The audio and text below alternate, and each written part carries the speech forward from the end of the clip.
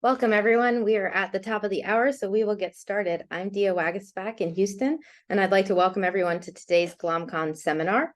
Our talk today is IgA Nephropathy, developing a non-immunosuppressive therapy. And after our speaker, we will have a discussion, so we're looking forward to that. Today, we have Dr. Bruce Hendry, the European lead at Travere Therapeutics and the Emeritus Professor of Medicine at King's College in London, who will be speaking.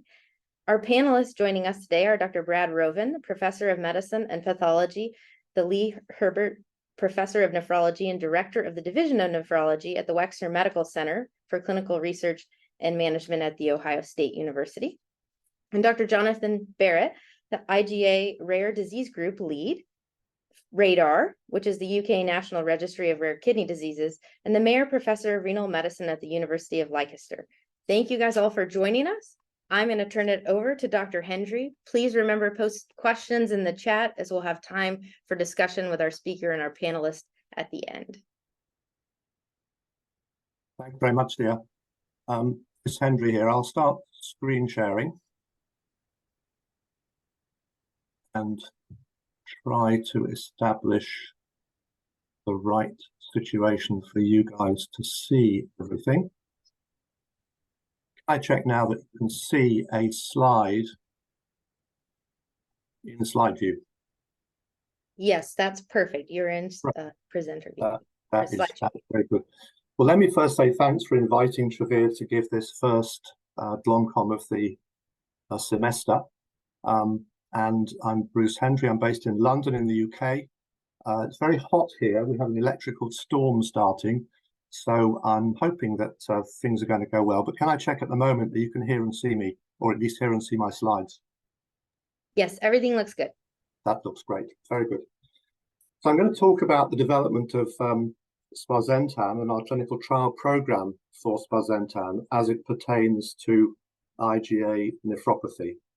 I need to start with a disclaimer because sparsentan, although it is licensed in the United States for IgA patients at high risk of progression, it is otherwise not a licensed agent. And this talk is an academic presentation. It is not a recommendation to use sparsentan outside approved indication or outside approved licensing jurisdiction. And for this group, I think it's important for us to present an update on our emerging clinical studies. And I'm going to present an update that focuses on the sparsentan program in IgA nephropathy. This is the Travere current pipeline, and you can see how important sparsentan is to the company. We have programs in IgA nephropathy and in FSGS. Phase 3 studies are active in both areas, and I'm going to talk about IgA nephropathy today and give you a brief update on the FSGS duplex study at the very end. I want to pause it just for a second to say thanks to John and Brad for being expert panelists here. I'm focusing on sparsentan and the Travere program. Therefore, this is in a sense not a balanced talk, but I know that John and Brad will give us the context of the emerging landscape in IgA nephropathy. And I'm going to try to leave plenty of time at the end for discussion. So my target is to finish by 35 to 40 minutes past the hour. So we have plenty of time for discussion. So here's an overview of the sparsentan clinical trial program. I won't go through all of these, but I want to just focus on 2 or 3 of them. The PROTECT study is the phase 3 study looking for the efficacy and safety of sparsentan in IgA nephropathy. And the study will be the bulk of my talk today, and I'm going to present the interim data from that study. Going down to the SPARTAN study is an open-label, single-arm study looking at sparsentan treating IgA patients at incidence who've not experienced RAS inhibition prior. And this is being led by the University of Leicester, and I'll give you a quick update on that later on. And then the third one I want to mention is Spartacus. We are looking to examine the safety and efficacy of sparsentan in IgA nephropathy in combination with SGLT2 inhibition. And the Spartacus study is part of that, along with an open-label extension of the PROTECT study, which will look at the same question. So the PROTECT study does not include in its double blind period access to SGLT2 inhibitors, but we are addressing that with these two developments. So here's a broad outline of my talk. I'll talk quickly about IgA nephropathy. I don't think this audience need a great deal of introduction. I will describe our views on the pathophysiology of the condition and the important role of endothelin-1 and angiotensin-2. And then I'll focus on the clinical development program of sparsentan, giving you a description of the drug, focusing, that's why it's bolded, on the PROTECT study. I'll talk briefly about the predictive value of proteinuria reduction, and then I'll give you a heads up on the timelines ahead for the company in the sparsentan development program. So first of all, IgA nephropathy. It's a serious condition, it's progressive and life-limiting disease. And on the right there, you can see a figure from the UK radar registry of IgA patients, demonstrating in adults in purple that the median kidney survival is approximately 11.4 years. These data indicate that patients with IgA nephropathy have a very high risk of requiring dialysis or transplantation within their lifetimes, and even pediatric patients, who you see have a shallower curve, are likely to require replacement therapy before the age of 40. And I don't think there's any doubt that IgA nephropathy is a disease in need of new medicines. Beyond the overarching outcomes, it is also clear from numerous studies, and this is again the radar data, that if you look at the survival from kidney failure as a function of time, this is strongly predicted by proteinuria. And this is an example of time average proteinuria over a 24-month period from baseline. And you can see the two lower lines, proteinuria in green above 1 gram per day and in yellow amber above 2 grams per day, have really poor outcomes with median survivals well below 10 years. That data is placed in a more clear metric here, where you can see on the left-hand side the kidney failure rate in grey mapped by time average proteinuria for IgA nephropathy. And if you look at the two right-hand columns, the kidney failure rates of 60% and 85% are those for patients whose proteinuria time averaged is between 1 and 2 or above 2 grams per day. And it's clear that these patients require a real upgrade in the therapeutic efficacy that we can deliver to them. The KDIGO current guidelines recommending bringing proteinuria below 1 or below 0.75, and some of the radar data to the left-hand side in the green box indicate that we believe that there should be an aggressive approach, and proteinuria should probably be targeted not at 1, but at below 0.5. And I think that's something which is worthy of debate. Now, in IgA nephropathy, the pathogenesis originates in the lymphoid tissue of the gut and upper respiratory tract. The generation of galactose-deficient IgA1 leads eventually to the deposition of that IgA in mesangium, in immune complexes, and that at that moment, hit 4, a nephropathy begins with a series of damaging events that lead eventually to progressive proteinuria and to progressive loss of kidney function. And the point made by this slide is that those events in the glomerulus from the very beginning involve a driving force of both endothelin-1 and angiotensin-2. And if we look at the events that occur downstream from those cytokines, they include the classical features of IgA nephropathy: mesangial cell proliferation, an inflammatory environment, the generation of damage secondarily to podocytes, proteinuria, and the generation of matrix leading to glomerulosclerosis, as well as the downstream tubular interstitial fibrosis that occurs beyond the glomerulus. All of those processes are strongly driven by endothelin-1 and angiotensin-2. The preclinical and cellular evidence for that is very strong, and there's also clinical evidence as well. The two pathways are both potent individually, but importantly, they also interact and reinforce each other at the signaling and transcriptional level. So these facts together give a very good science basis for a targeting of these pathways at the same time, simultaneously by therapy. The receptors that mediate the bad effects of these two agents are the ETA receptor for endothelin and the angiotensin 1 receptor for angiotensin 2. So targeting those two receptors in a coordinated manner is of high value, at least in theory, for the treatment of IgA nephropathy. And it's that targeting that is achieved by sparsentan. So sparsentan is a non-immunosuppressive single molecule dual endothelin angiotensin receptor antagonist, or DIARA. It is highly selective, both for angiotensin 1 receptors versus angiotensin 2, and for endothelin A receptors versus endothelin B receptors. It is also highly potent, with affinities for receptors in the nanomolar range. So it is capable of providing a substantial antagonism of both endothelin and angiotensin pathways in multiple cells in the kidney. And these effects, we believe, are important in generating potential therapeutic success. So I know it's a clinical talk, but I'm going to show you one slide of preclinical data. This is the GDDY mouse model of IgA nephropathy, which fairly faithfully replicates in the mouse the phenotype of human IgA disease.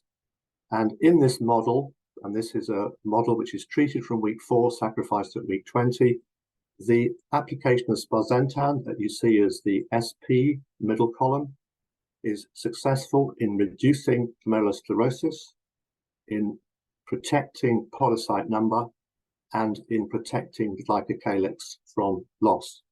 And in each of these respects, it is superior to losartan, which is the right-hand column. And you can see on the right-hand side the histograms demonstrating these effects. Importantly, in this model, the blood pressure in these mice is identical in the sparsentan and losartan treated groups. So we do not believe this is a blood pressure effect, but it's a direct effect on the renal pathology itself. This brings us to the PROTECT study. This is an ongoing study, global phase 3 multi-center, randomized double-blind with an active control. Patients recruited for the study had to have biopsy-proven primary IgA nephropathy, be high risk by having over a gram per day of proteinuria at screening, and have an eGFR above 30. Importantly, they were required to have a stable dose of a RAS inhibitor, and that dose had to be their maximum tolerated and at least half of the maximum labeled dose in their domain. When patients are recruited and randomized, the two arms were sparsentan, target dose 400 milligram daily, or irbesartan, target dose 300 milligram daily.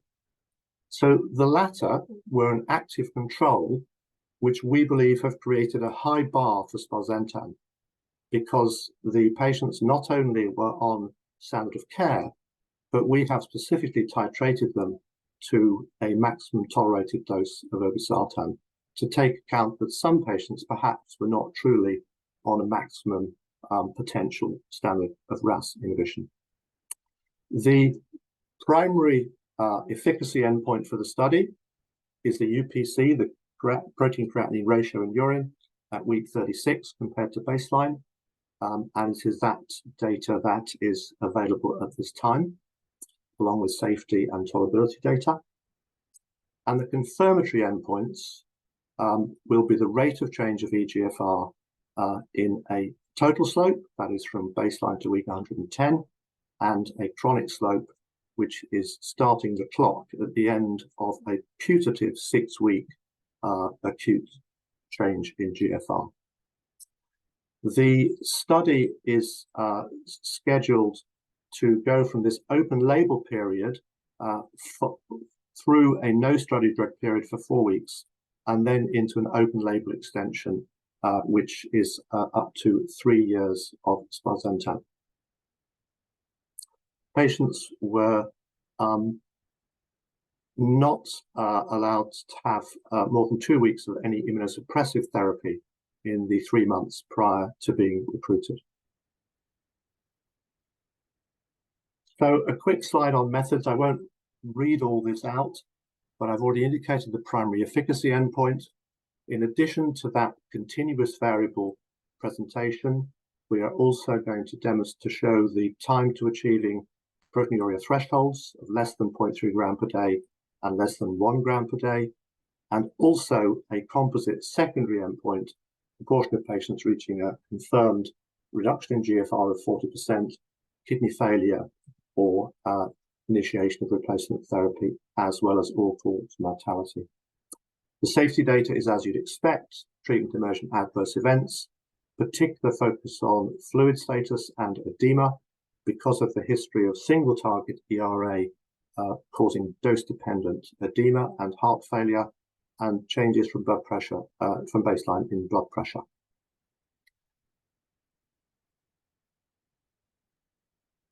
Here are the baseline characteristics of the patients enrolled in Barratt. You will see the mean age was about 45 to 47. This was a prevalent population, and so the time for initial kidney biopsy was 4 years. A quarter of patients had a biopsy within 1 year of recruitment. They were primarily of either white or Asian background, 64, 70, 30, 24%. And they had a strong history, as you'd expect, of hypertension. Blood pressure at baseline was satisfactory, possibly not currently at guideline target, but a reasonable blood pressure control. UPC at baseline was about 1.3 gram per gram median, and protein excretion in gram per day about 1.8 grams. Mean EGFR at baseline 57, and patients were spread across GFR categories fairly widely. A number of patients screened above EGFR 30, but were below 30 when the study was randomized, and you see those 15 and 5 patients at the lowest row of the table. So this is the primary endpoint of the study, the percent change from baseline in UPC at week 36, and you can see that sparsentan achieved just about 50% and irbesartan 15%. A significant difference. Comparing the two groups at 36 weeks, the relative reduction geometric mean was 41%, a clear and significant difference between the groups. The forest plot on the right shows that the proteinuria efficacy comparing sparsentan to irbesartan remains constant across key demographic medians: above and below 45 years, male and female, Asian and white, EGFR above and below 60, proteinuria above and below 1.75 grams per day, and so on. So we believe that this data demonstrates a broad efficacy of sparsentan across patients of different clinical characteristics at recruitment. These are the percent change from baseline by visit in the UPC, and you can see that the blue line for sparsentan shows an early and clear reduction in proteinuria, which continues to develop further over time. The irbesartan arm is showing this 15% at 36 weeks, broadly consistent from then through to the final analysis point available at this moment. Importantly, high proportion of patients were able to titrate up to the target dose, 94% sparsentan, 96% irbesartan. So I really believe this is a study which has some integrity in terms of its achieving the expected and planned dose of agents under test. These are the data showing the time to first complete remission of proteinuria, which we define here as less than 0.3 grams per day. And you can see that complete remission in the sparsentan arm was superior to irbesartan by some margin, and that this therapy gave patients a significant chance of achieving a complete remission event, representing a really significant reduction in proteinuria, given that they were beginning at at screening at above 1 gram per day. And this is the time to first partial remission, defined here as less than 1 gram per day. And you can see that again, the sparsentan arm is superior and provides a majority of patients the opportunity to go below 1 gram per day during this follow-up period. The composite renal endpoint, to remind you, was reduction in GFR by 40%, kidney failure or all-cause mortality, occurred in 20 participants in the interim analysis.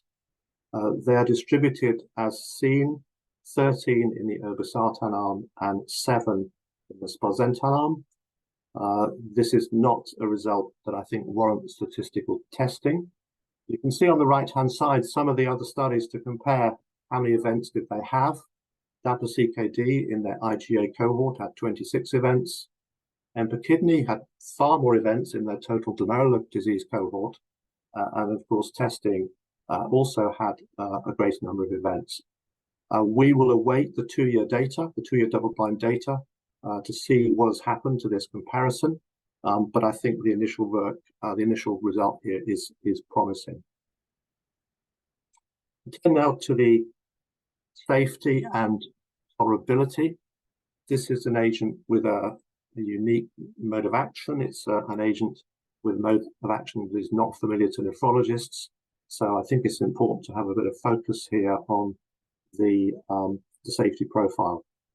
So here is a list of the adverse events that occurred in more than 2% of participants on sparsentan. And I'll go through these in a little bit of detail.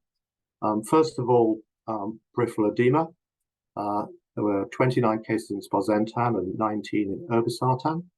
There were no cases of heart failure, no treatment discontinuations due to edema, and no treatment-related fluid retention serious adverse events. To look at the edema in a little bit more detail, we have looked at the semi-quantitative assessment of edema, which took place at each visit. And you can see here that where we asked if patients have semi-quantitative edema rating of moderate or severe, these were rare in this study and occurred in numerically slightly more patients on irbesartan. We also looked at patients who had initiation of a new diuretic, and you can see there that the two arms were effectively equivalent.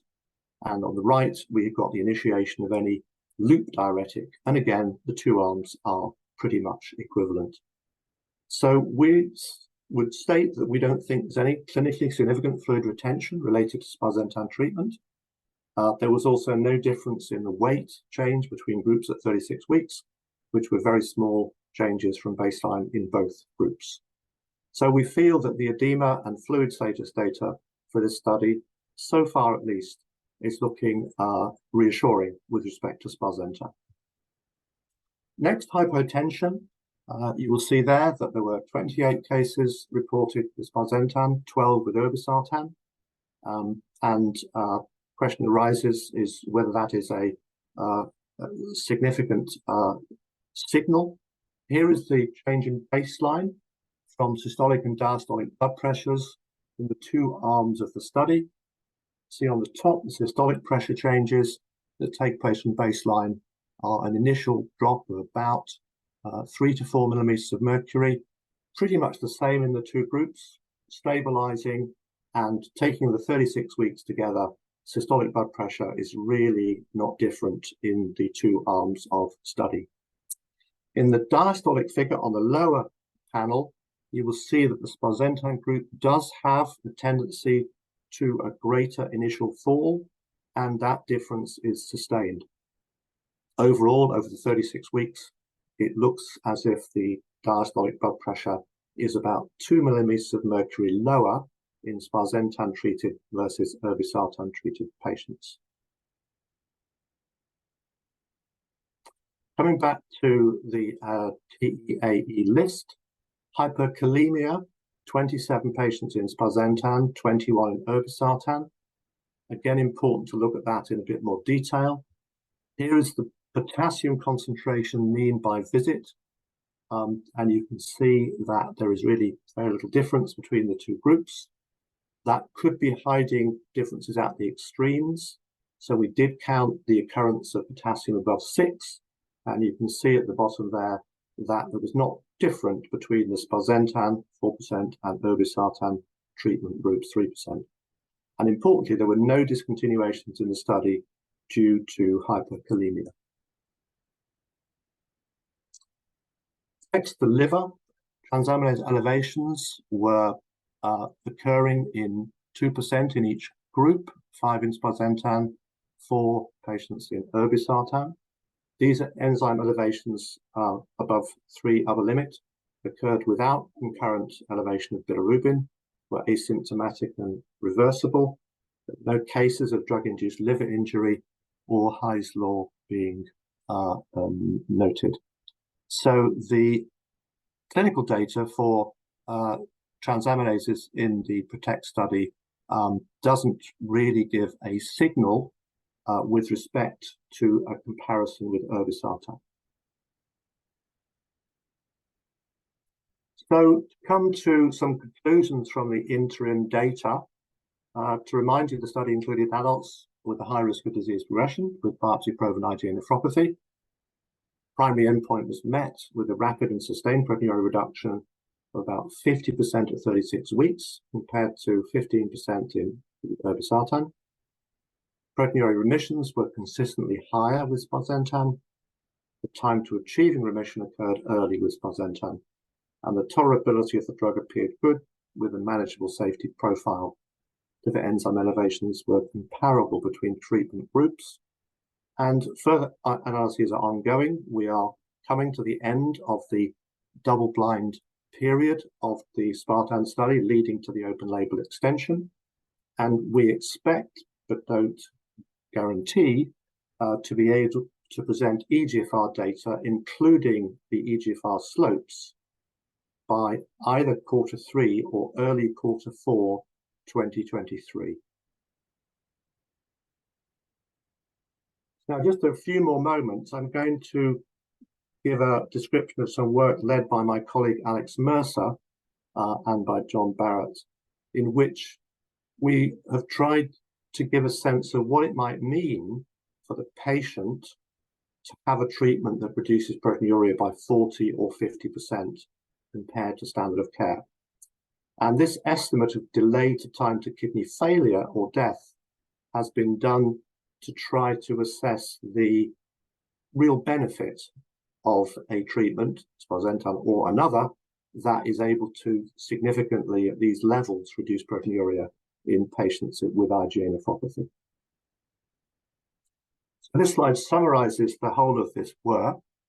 On the left-hand side, you can see a Kaplan-Meier type figure where we have looked initially at patients in the UK RaDaR database with IgA nephropathy, chosen to be a cohort with a clinical trial characteristic, that is high-risk patients with over 1 gram per day of proteinuria with eGFR above 30 and adults. And you can see the actual data for those patients in the dotted grey line. That data has been fitted to give a sense of the median survival for the current RaDaR cohort with these characteristics with the current standard of care. And you can see it's between 8 and 9 years. There is, in IgA nephropathy, extensive trial level information about the predicted hazard ratio change when you control proteinuria at different metrics. And this data demonstrates that if you control proteinuria by 40%, hazard ratio should be 0.41, and if you control it by 50%, it should be 0.33. So in this work, those hazard ratios have been applied to the data for the real patient outcomes to create an estimate of what those outcomes would be with the new hazard ratios. And you can see that the prediction is that the extension of kidney survival with a 40% proteinuria reduction is 6.3 years, and with a 50% proteinuria reduction is 8.5 years. And so you can see on the right-hand side, those three columns, the reduction in proteinuria is mapped to the median time to a kidney failure event. And these are kidney failure events of a hard nature, that is kidney failure, dialysis, or death, not including a reduction in GFR composite. And you can see there that the median time goes from 8.6 to about 15 and then to about 17 years, predicted on the basis of treatment effects on proteinuria. You can also use this analysis to look at the 5-year survival rate, and those are illustrated in the table at the lower right-hand side. The 5-year survival of kidney in this IgA cohort appears to be enhanced up to above 90% if you can achieve the halving of proteinuria by a therapeutic maneuver. So these are predictions, but it does to some extent give us a metric to be guided by.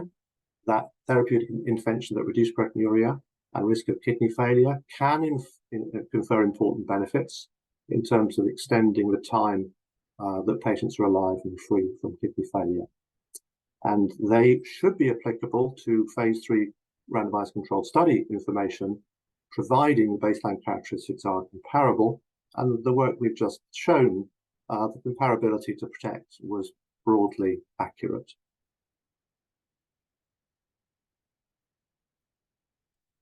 So coming to the end of the talk, here are some provisional sparsentan timelines. As I've indicated, in Q3 and by early Q4 2023, we expect to be able to release top-line 2-year double-blind data for the PROTECT study, including eGFR slopes. We have a number of abstracts accepted for the ASN, and I just indicate 3 of those here as examples. We are going to present initial data from EPIC, which is an open-label, single-arm study, pediatric patients with problematic proteinuria. We are going to present initial data from SPARTAN, and to remind you, that is the Leicester-led study in the UK, looking at treating IgA incident patients with sparsentan who have not experienced RAS inhibition before.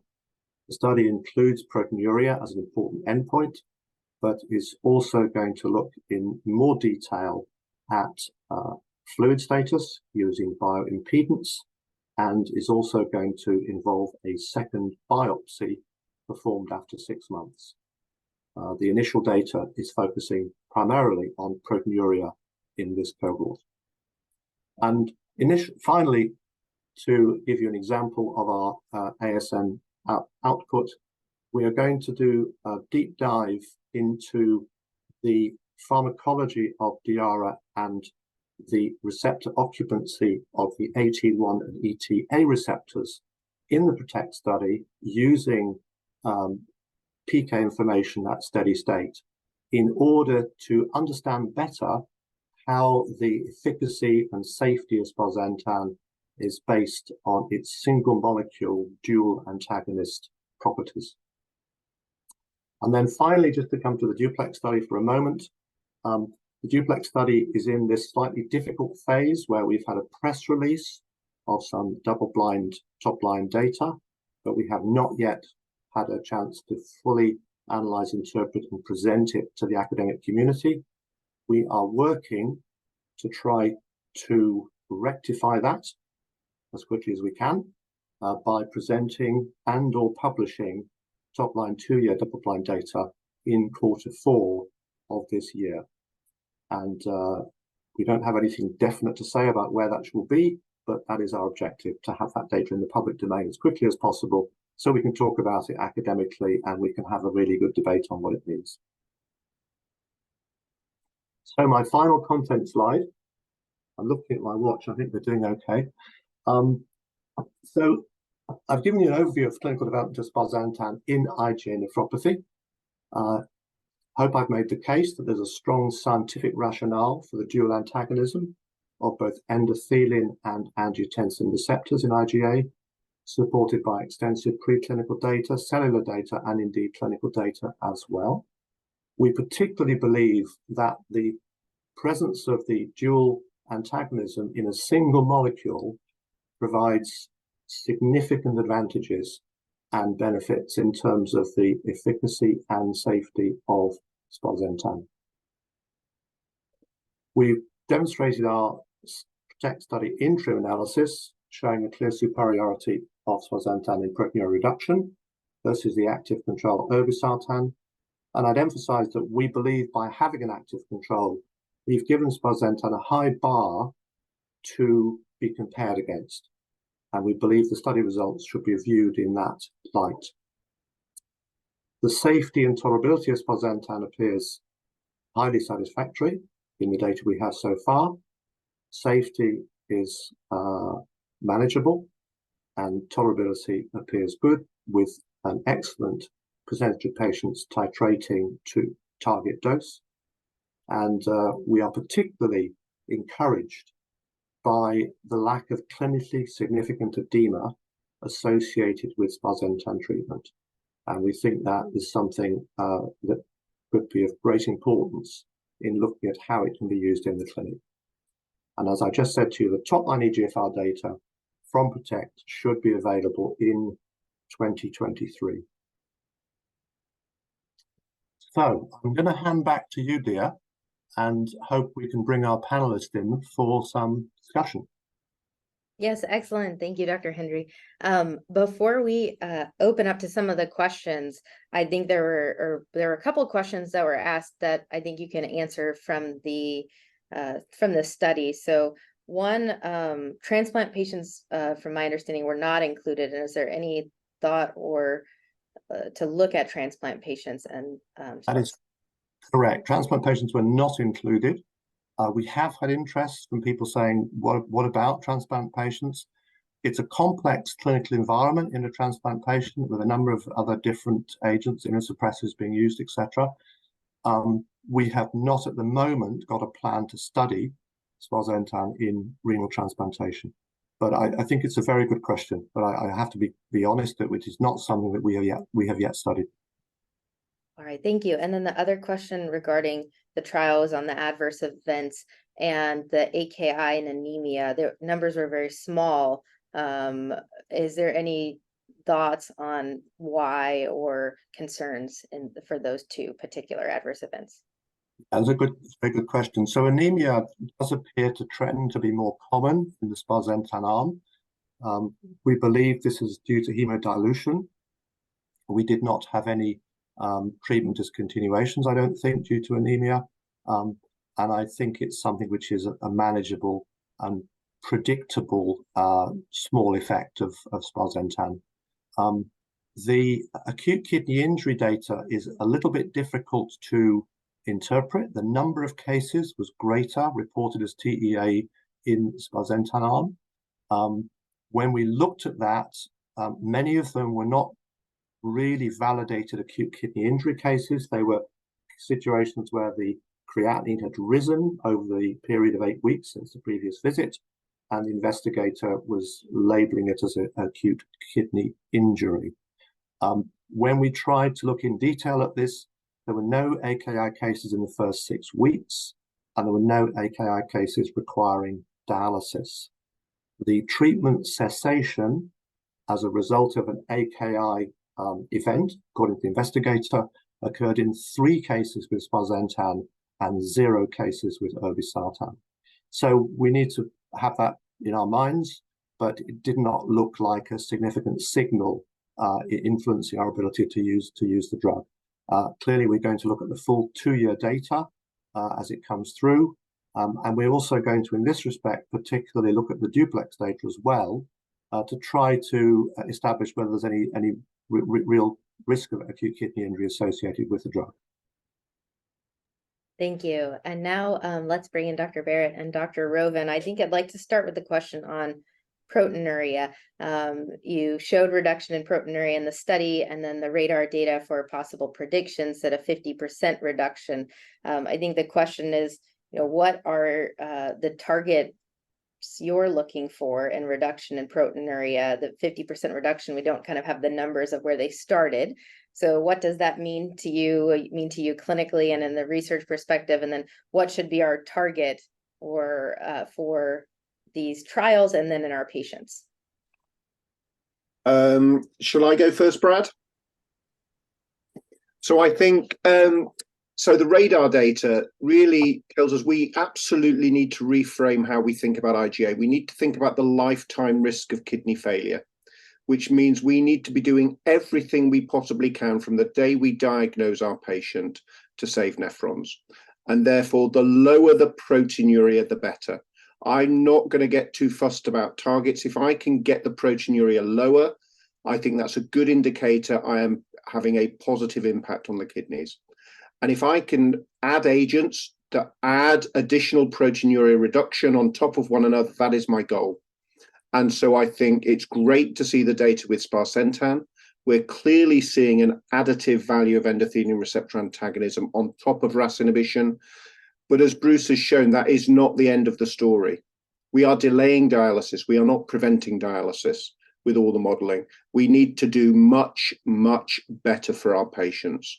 And so endothelin receptor antagonism is one new drug we need to add, in my view, but we need to add other approaches as well. And the combinations are going to be critical to prevent our patients from developing dialysis in their lifetime. So for me, the lower the better, but we always need that little caveat that proteinuria is a good biomarker for glomerular injury, but it's probably useless in telling us about preventing tubular interstitial inflammation and scarring. And therefore, we do need to remember, even if we get proteinuria down low, these patients can still progress because the proteinuria is not the best biomarker for other processes happening in the kidneys, which is why even in those patients with 0 to 0.5 grams in the radar data, 1 in 4 of those had developed kidney failure after 10 years. So proteinuria wasn't really a good biomarker in those patients. So we'd always need to remember that. So I think we've got a lot more work to do, but this is a great start. Brad. Absolutely agree. Ever since I've been managing IgA patients, my goal has been to go as low as I can. And I know that with Jonathan and his group, we are in the process of working on an update in the KDIGO guidelines. I think targets are targets, but it may be that we've created a sense of not as much urgency by putting the target as less than 1 gram in the KDIGO guidelines. And I think we can and need to do better. I also really want to emphasize what Jonathan said. Proteinuria is an outcome, a biomarker, a clinical measurement. It serves a lot of functions in our community for all our glomerular diseases, but it's not the end-all be-all of what's going on in the kidney. And I do think and I know that this is being worked on as we speak. I'm doing it in lupus, as you all know. Jonathan's doing this in IgA nephropathy. We have to find better biomarkers that more accurately reflect what's happening in the kidney in terms of not just inflammation, not just disease activity, but progressive decline in renal parenchyma. And I actually think now we have some biomarkers that are ready to be put to the test for sort of FDA consumption, if you will, because they have a very rigorous program about qualifying biomarkers. But I would say on that front, we are making some progress that we haven't seen in the past. Thank you. And then to both of your points on the optimization of care and where we need to go with this. And the KDIGO guidelines, as you said, were done before some of these treatment options that are now approved for use are out there. How do you, and Dr. Rovin has asked this, is how do you define optimized supportive care in an IgA patient? And So I think KDIGO is going to evolve, as Brad says. We're looking at the data.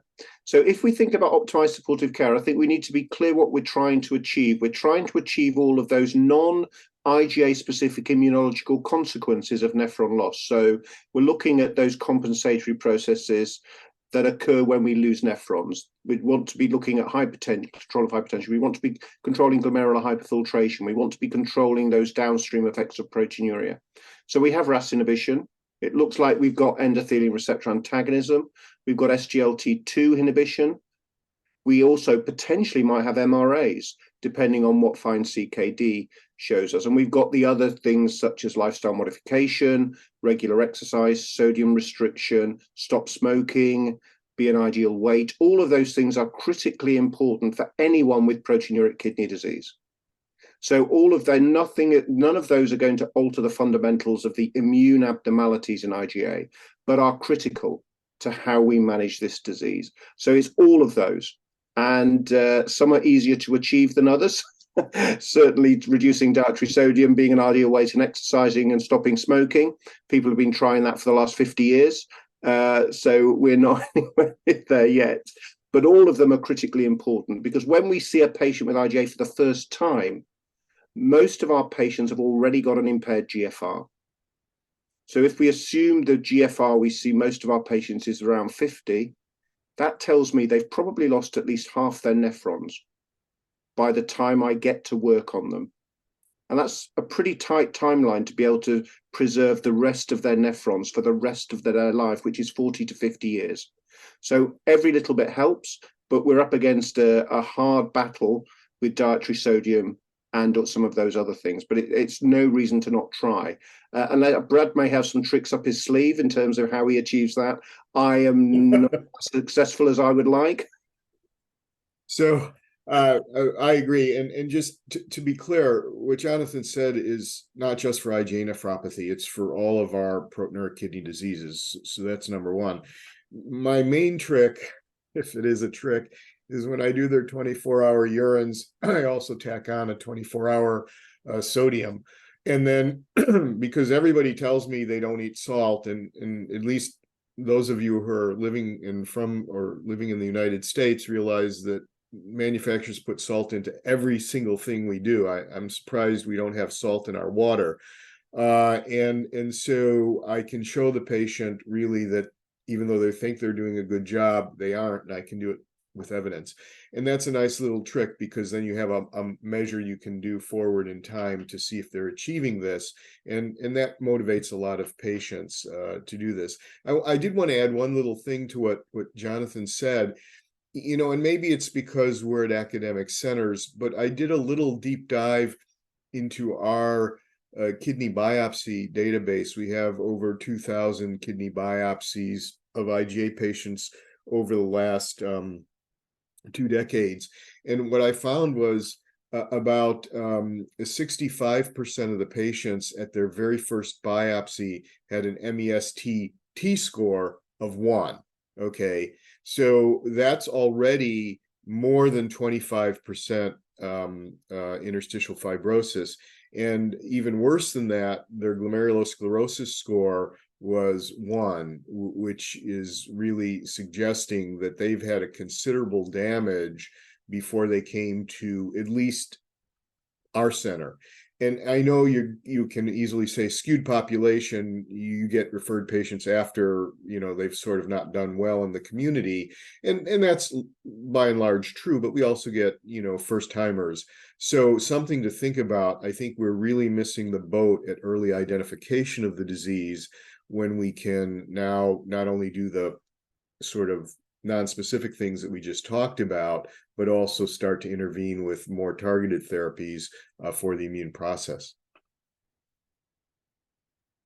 Thank you. And I think that speaks to too, when you have a young patient who comes to your clinic without a lot of proteinuria, and then in that case, not a lot of side effects from their IgA nephropathy. How do you present to them all of these medicines that you want to start, and maybe start at the same time, which tends to be a very different patient than the lupus patient who's sick and knows they've had changes and are ready to take multiple pills multiple times a day to prevent getting to where you just said you were seeing them at. Can I take this one, Jonathan? And okay, so this is really a relevant question, and I think it's not just the patient we have to convince; it's the nephrology community, because I've known about the radar data for a long time now, and I'm really happy to see it published, because it gives us now the opportunity to try and teach our colleagues that this idea that you can just go home and pat yourself on the back after a gram of proteinuria is achieved really is important, to say that we haven't done enough. And so what I like to think about, and this may also help address one of the questions I saw in the commentary as it was coming online, I like to start with a very good foundational base when I start using therapies, and certainly Bruce has made a very nice argument that the addition of an endothelin antagonist on top of a RAS inhibition may be a very good foundational base to start getting the proteinuria lower. But I also want to stop the disease, and the way I approach my patients is really sort of explaining that even though we're starting to get control of the proteinuria, I want the IgA to go into remission, because as long as you have continued deposition, if you will, of IgA and IgG immune complexes, you're taxing the renal system in terms of this low level of inflammation. And over time, it's not as fast as lupus, but certainly over time, that's going to result in a penalty that may be, kidney failure, dialysis, or transplantation. So I do try to present the evidence.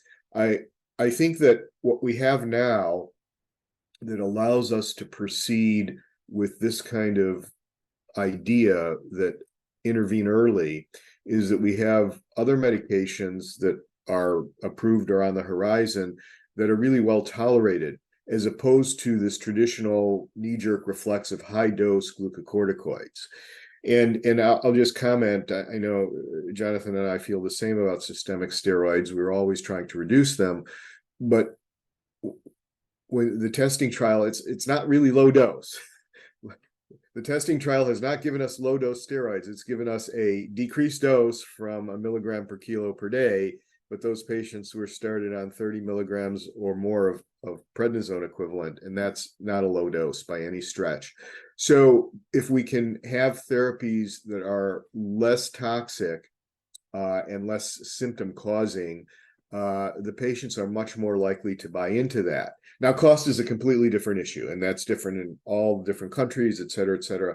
So I really don't want to go into cost. I'm using this as the sort of ideal that we want to try and achieve, regardless of the cost. But I do think we have to pay attention, to the cost. Yeah, and just to pick up on your point, dear, I think it's a continual drip of information to our patients. We can say something to our patients, Brad and me will sit and chat to our patients, but they need to have that support away from the consulting room to understand the significance of their disease. We need to have reliable resources for them to go away and be convinced that this is actually a disease that they need to treat. Exactly as you say, they often feel very well, they're young, they feel invincible, and they don't really know what all the trouble is about in terms of taking extra tablets. So we really do need to educate, and it's not just a one-off, we see them once, we tell them, and then that's it. We need to be educating them about general supportive measures and treatments every time we see these patients, and we need to be pointing them to trusted resources where they can hear about the importance of treating their disease. I always struggle because, you'll say that you've got a 1 in, the risk we've seen with radar, yet people will not believe that, but they'll go buy a lottery ticket where they've got a 1 in 10 million chance of winning whatever it is. So understanding risk and explaining that to patients is really tricky, and you're not going to achieve it in one consultation. You have to use multiple approaches, and the approach will differ from patient to patient. Can I add one more little thing? at least in the United States, the other thing that I think, I think we're all getting to this idea of trying to diagnose and treat early, right? The sooner you can sort of get a hold of a person. So often in younger women, hematuria is ignored, or hematuria is thought to be due to a urinary tract infection without any confirmation of that. And this goes on and on for a long period of time. And in men, they tend to be less frequent consumers of medical care, so they may have hematuria for a longer period of time. And I think that or get referred to the urologist, right? Because they have some blood, so they get a lot of procedures. So I think we have to be a little cognizant of that. And not only do we have to teach our nephrology colleagues about, sort of this renaissance in management of IgA nephropathy, if you will, we have to get this down to our primary referral base, our primary care physicians and our family physicians, to have a less of a threshold to send a patient to us to check them out. And sometimes I see a lot of hematuria in my clinic, and it's not necessarily glomerular bleeding, but then I can go back and tell the patient that I think their kidney is actually going to do well, as opposed to something else that really concerns me. Thank you. And then I think back to you, Bruce. There's been a couple of questions about the FDA black box warning for the liver toxicity, and then the REMS program. And if you could just comment on what that entails, and then how I think maybe limiting to some people starting this medication without proper education on it, and then what from a clinician and prescriber that means. Well, the FDA have created a requirement for a program of REMS with two aspects to it. One is that this drug should not be given at any stage of any pregnancy. And so there is a strong REMS program making sure that pregnancy is tested, and that we do not give the drug to anybody who is about to be or is pregnant. That will continue. The mode of action does appear to be teratogenic. And so that's an important thing that everybody should be aware of. The second REMS program is to do liver function testing on a monthly basis for 12 months. This REMS is, in my view, highly precautionary. It is based not on the fact that sparsentan caused any signal of liver toxicity. It did not appear to do so. It's based on the fact that endothelin receptor antagonists, single target ERA, have in some cases been associated with liver toxicity. The structure activity relationship of that is not at all clear. So it creates, I think, in the mind of the FDA, an uncertainty. And they, I believe, took the view that you need thousands of patients treated before you can fully reassure yourself about that type of issue. And in the clinical trials I've described, you've seen, we're talking about many hundreds of patients, but not thousands of patients have currently received sparsentan. So they've requested a REMS program for liver. That is being performed in the United States as part of the approved label process. And I think it protects everybody. Patients get the reassurance that it's being checked. Physicians have the reassurance that it's always going to be monitored, and we're not going to miss the situation where there is a transaminase rise that is not noted. I think it's highly precautionary. We have attempted as a company to make the process of both REMS as easy as possible for prescribers and for clinic staff and for patients. I hope we're achieving that. But it's not, in my mind, something which keeps me awake at night, wondering if we have got, liver toxicity in the program. Brad. Yeah, because I am subject to that in the United States. Working with Travere has actually made this sort of a no-brainer, and it's really very easy to work with the company to get this all organized. So it has not been an impediment to our use of the medication. That's number one. And number two, all nephrologists in the United States, at least, should remember that when mycophenolate first came out, we also had to do a REMS program because of pregnancy. And now that has sort of gone by the wayside. My younger colleagues don't have to do this, but this is my second REMS program I've been in. So it should not be something that's particularly unusual to the nephrology community. It's just another little step, but Travere has tried to make that easier. Thank you. And then one last question, I think, as we're coming to the end of the hour. There was a question on, or a comment on needing to biopsy these patients earlier if we're going to start treatment earlier. And IgA and certain populations and parts of the world are not even maybe biopsied. And so I think I know some of your stances on this, but if you could just comment on the need for the kidney biopsy in these patients. I'm from Chicago, where Mayor Daley, it was vote early and vote often. So my motto is biopsy early and biopsy often. I think, unfortunately, and I think what we will eventually do if we talk to Bruce et al., we had about 25% of the patients in the PROTECT trial had a biopsy concomitant with the initiation of the trial. And I think we've done otherwise a disservice in a sense, because we don't have biopsies and they could be several years ago and that sort of thing, because there were lots of questions in here. Can we use histology? Can we use the MES score to make judgments and diagnoses and prognoses? And the idea is, to me, of course, we should be able to do that, because if you cannot believe the histology, then we have to start over.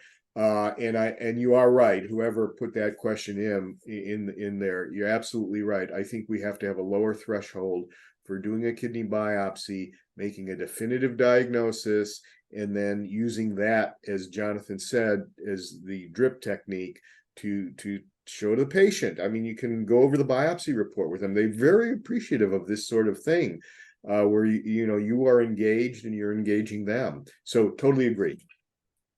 Yeah, and I echo Brad's comments, and actually something that Brad said earlier, the bane of my life is how many urine dipsticks have been ignored by clinicians, and they are the cheapest thing that we can do. And if we see patients, I'll go through the notes and I'll see, they had blood and protein on a dipstick a while back, and as Brad said, they've been treated 10 times for urinary tract infections when they were completely asymptomatic, but it's a knee-jerk reaction, blood and protein in the urine in a young person, particularly a lady, UTI.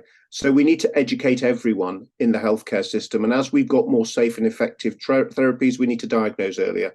As I say, I would challenge everyone on the call just to look at, over the last 12 months, at the patients they've diagnosed with IgA and look at their GFR and try and think how many nephrons have that patient got left and how old are they? And how are they going to manage for the next 30 to 40 years on 50% of their on a single kidney almost, because they will all have come in with GFRs outside the normal range, usually below 60, because we pick these guys up late and there's been an opportunity usually to identify them and it's been ignored. And that's where we need to educate our colleagues. And that's another drip of making sure our colleagues know the importance of a urine dipstick. Thank you, Dr. Barratt. Well, we're back at the top of the hour, so I think we will end there. If there are any last minute comments from Dr. Hendry, Dr. Rovin, or Dr. Barratt. Well, just to say thanks for the opportunity to present. It's been great, very interesting as always, and look forward to continue to work with GlomCom. Well, thank you. Yeah, all I will say is IgA nephropathy is the most exciting disease at the moment. We can be thinking about new therapies coming every year for at least the next 5 years, and we are going to have to be on our toes as nephrologists to understand how we're going to use these drugs. Forget about lupus. Just let's put this in perspective about excitement. Lupus is pretty exciting too. I'm going to be political here and be very nice, politically correct. I will tell everyone on the call, this is an awesome time to be a nephrologist. We are at the entry level of an explosion in new therapies that by and large are showing very little safety concern, and yet are providing us the mechanism to move in a direction, hopefully, of both early treatment and then more precise treatment for individual patients. So I would say to everyone on the call who loves glomerular disease, this is really a very cool time to be a nephrologist. Well, thank you. Thank you all. I couldn't agree more, especially as we're in recruitment season for our fellowship here in the US. Well, thank you all for joining. Thank you, Dr. Hendry, for the talk, and Dr. Rovin and Dr. Barratt for joining and providing your perspective, and all of those who participated in the chat as well. So you guys have a good rest of your day or evening, and we'll see you next week. Thank you. Bye-bye. Bye.